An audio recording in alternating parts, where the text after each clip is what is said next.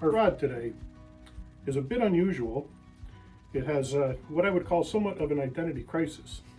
What we do know about the rod is that it is a Lee Wulff designed rod, imported for sale through Norm Thompson's catalogs.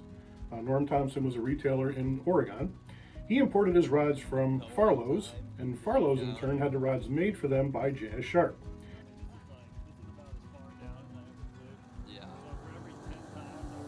What makes this particular rod a bit unusual, our donor had identified the rod as being a midge.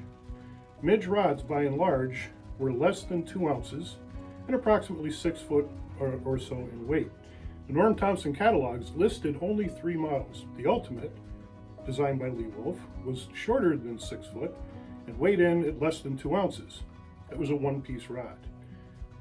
The midge rod in the catalogs was listed as a 6 foot, 2-piece, also weighed less than 2 ounces. And the third rod was a 3-piece rod, which of course this is clearly not. It's a 2-piece rod. The other thing that's interesting about this, the rods designed by Lee Wulff, sold by Farlow's, imported to Norm Thompson, were impregnated rods and didn't require a coat of varnish.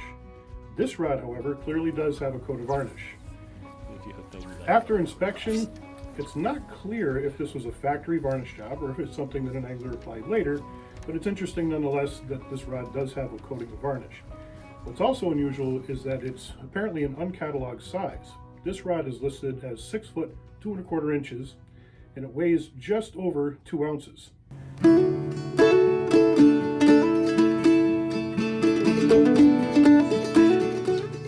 Using this rod was a really cool opportunity for me, not only because it was cool to see what fly rods used to be versus what they are now, but just to be able to, hold a piece of history was really cool.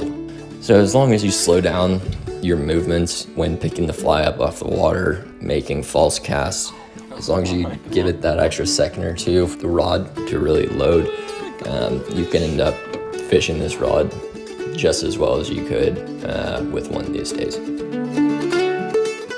So it was really awesome just to be able to use, a piece of equipment from, another part of the world here in a local area, catching our state fish, the Guadalupe bass. It was super cool to use this old rod, made out of bamboo in Scotland, much shorter than what we're used to using these days, but, given enough time to work with it, still works really well. Just takes a little getting used to. Overall, really cool to be able to use a piece of fly fishing history.